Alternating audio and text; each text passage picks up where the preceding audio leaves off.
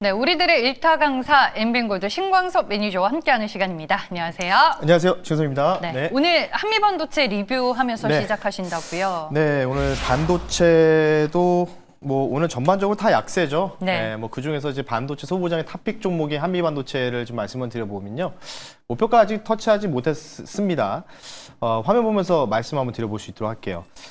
일단 이 종목을 지금 리뷰하는 이유는요. 결론은 딱 하나입니다. 잘 버티셔라. 잘 보유해라. 예.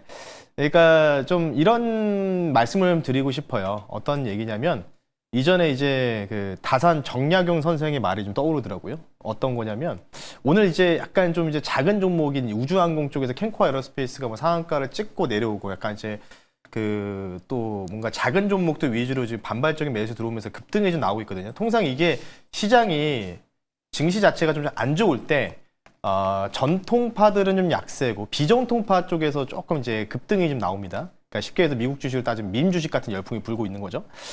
제가 말씀드리고 싶은 건 그겁니다. 유배지에서 이런 아들들한테 이런 편지를 보냈어요. 서울을 절대로 떠나지 마라. 떠나더라도 서울 주변에서 있어야지만 잘 될 거다. 뭐 이런 식으로 얘기를 했는데 저는 이제 드리고 싶은 말씀 똑같다고 생각하고 있습니다. 아직도 큰 뷰는 변함이 없다. 코스닥의 활성화.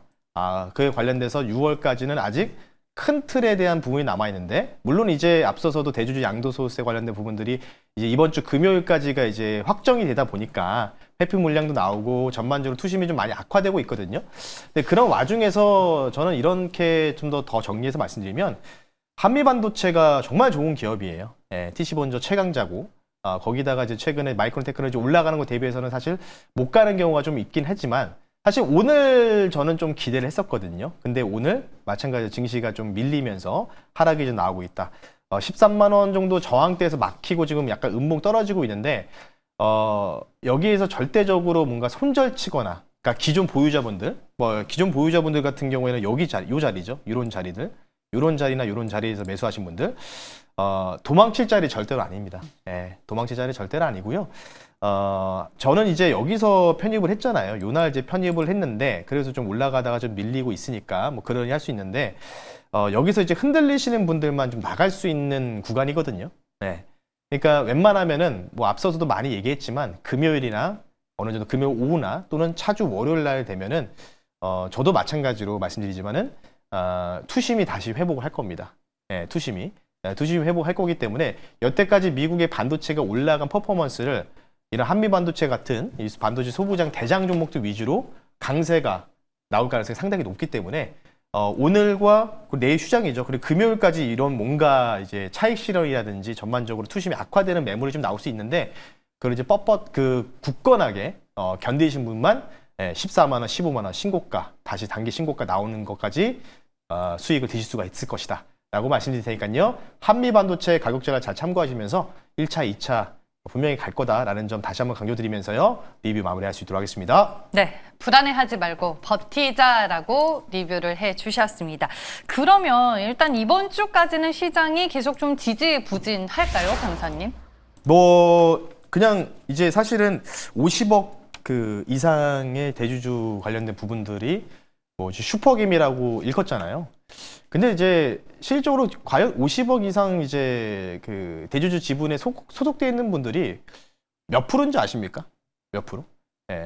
평균적으로 또 통계를 내봤을 때는 0.9%밖에 안 돼요.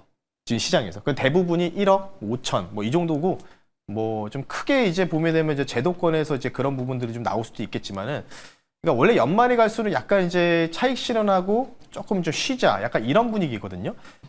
근데 이제 제가 드리고 싶은 말씀이 뭐냐면, 이게 바로 다음 주 월요일부터 확 정상화된다기보다는 차츰 이제 천천히 좋아질 거라는 거죠. 통상 이제 우리가 연말이나 연초가 되면은 종무식도 하고, 그리고 뭐 신년도 이런 부분들도 행사도 많다 보니까 전반적으로 주식시장도 비슷한 이제 심리적인 뭔가 이제 투자 심리가 약간의 조금 다운되는 이런 국면에 좀 들어갔다, 이렇게 좀 보고 있기 때문에 물론 이제 핑계거리를 찾자면은 대주주 회피 물량 이것 때문이라고는 하겠지만은 전반적으로는 그냥 연말과 연초를 앞두고 있다 보니까 뭔가 이제 새롭게 이제 시작하려는 부분에서 투자 심리가 조금 다운이 된 것뿐이다. 그런 부분들만 좀 참고하시면 좋을 것 같고요. 그래서 오늘은 좀 더 희망적인 얘기를 좀 드리고 싶어요. 그러니까 지금 이제 종목들을 갖고 계시거나 뭔가 이제 매수하려고를 준비하시는 분들을 위해서 내년 시장이 더 퍼포먼스가 더 좋을 거고, 앞서 말씀드리지만 코스피도 코스닥이 더 좋을 건데 결국은 주식시장 올라가면 돈이 얼만큼 들어오느냐, 이게 지금 굉장히 키포인트잖아요. 화면 보면서 말씀 한번 드려볼 수 있도록 할게요. 자, 물론 이제 지난주 금요일 날 이제 됐고, 이제 월요일 날 땅땅거리면서 확정이 됐죠. 바로 2026년도 이제 슈퍼 예산안이 확정이 됐습니다. 약 730조 원 규모의 시대다, 이렇게 좀 가지고 나왔고요. 이재명 정부의 실질적인 첫 예산안입니다. 올해는 뭐 작년에 개헌 뭐 하고 어쩌고 좀 탄핵해가지고 사실 정신없이 이제 어찌 보면 6개월을 좀 보냈는데, 실제로 이제 이재명 정부를 평가할 수 있는 바로 첫 번째 이 슈퍼 예산이 진행이 된다, 이렇게 좀 보면 되는데요. 다음 한번 볼게요. 그럼 얼만큼이 이제 슈퍼 예산이냐라고 보니까요. 자, 이전에 최근 정부를 비교를 한번 해봤어요. 세 개 정부를 비교해 보니까 바로 맨 아래쪽 보시면요, 문재인 정부 당시 때, 이때는 예산 증가율이 8.7%였습니다. 예. 그리고 그 다음 정권이 윤석열 정부 때는 평균적으로 3.5%. 그러니까 이때 당시에는 뭐 주식시장도 사실 좀 막혀 있었고, 그리고 부동산 시장도 사실 좀 많이 막혀 있었잖아요. 그 대비해서 지금 이재명 정부에서는 8.1% 정도의 예산 증가율을 좀 보였다.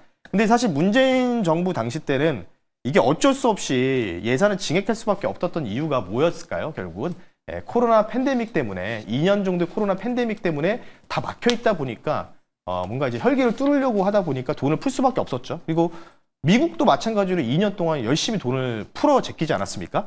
그러니까 그거 대비해서 이제 코로나 팬데믹 때 그 정말 저금리를 통한 유동성이 대비해서 거의 엇비슷한 규모로, 코로나 팬데믹 가까운 규모로 예산이 증가했다는 거는 사실 뭐 경제에 대한 부분들을 좀 떠나서 주식시장 입장에서는 유동성이 좀 더 그만큼 공급되고 있기 때문에 상당히 주식시장 입장에서는 굉장히 좋은 뭔가 이제 퍼포먼스, 모멘텀이 나왔다, 이렇게 좀 보면 될 것 같고요. 세부 한번 볼게요.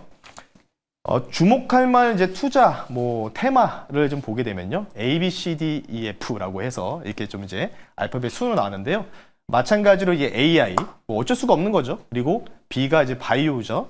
그리고 C, 컬처, D, F가 이제 디펜스. 바로 방산 쪽이라고 좀 보면 될 것 같고요. 그리고 에너지, 그리고 퓨처, 이렇게 나와 있는데, 자, 이거를 이제 큰 틀로 해가지고도 이제 지난주 금요일에 이어가 금융위원장도 대통령 업무 보고를 마쳤고요. 핵심 기술 개발을 어느 정도 30% 정도 증액을 했습니다. 그리고 여기 전반적으로 나와 있는 게 제가 볼 때는 정부가 이제 어찌 보면 리딩을 좀 해주는 것 같아요. 내년은 이런 쪽에서 아마 시세가 분출되는 기업들이 많이 나올 것이다. 투자가 활성화되고 있기 때문에 이쪽으로 돈이 몰릴 수밖에 없다. 여기다 플러스해서 5년 동안 150조 원 규모의 국민성장펀드도 또 따로 있다고 좀 보시면 좋을 것 같고요. 자, 다음부터 볼게요. 가장 주목하는 부분들은 이제 R&D죠. 결국 연구 개발하는 돈이 얼만큼 나올 거냐, 이런 부분인데, 내년 R&D 예산도 사상 처음으로 35조 원을 돌파했다는 소식이 나오고 있습니다. 그러니까 전년 대비해서 20% 가까이 대폭적으로 증가를 했고요. AI 관련된 부분들, 뭐 AI는 뭐 다 알고 있는 부분이기 때문에 이 부분에 대해서 좀 생략하고 계속해서 강조드리는 부분이죠. 전력망, 이와 관련돼서 분산형 전력망을 통해서 뭐 손전이라든지 뭐 ESS 설치 지원 관련돼서 이 인프라를 현대화하겠다. 결국은 이제 전반적으로 보게 되면 다 이게 뭐죠?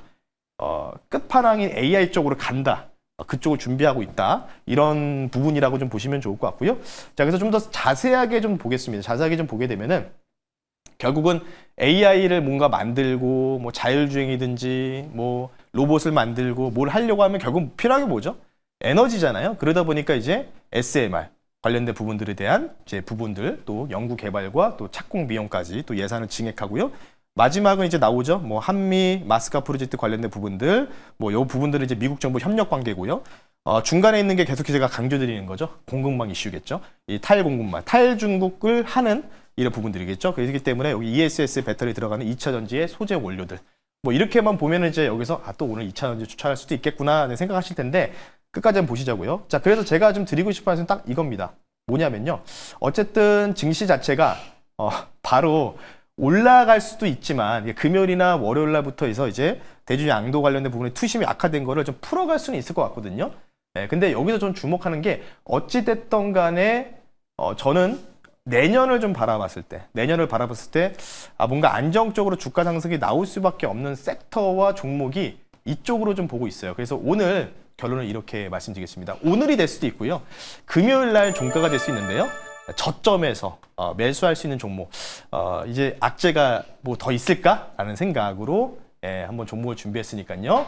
잠시 뒤 그 종목 한번 말씀 한번 드려볼 수 있도록 하겠습니다. 네, 산타가 온 게 아니라 이제 제대로 일타 강사가 온 네. 것 같은데 오늘과 금요일 저점에서 매수할 종목 바로 무엇인지 결국에는 정책 모멘텀이라는 그쵸? 키워드에서 네. 우리가 투자 아이디어를 찾자 이 말씀을 해주시는 것 맞습니다. 같거든요. 어떤 종목인가요? 그러니까 결국은 이제 정부도 밀어주고, 그러니까 저는 이제 무슨 생각이냐면 탈공급망밖에 없다고 생각을 해요.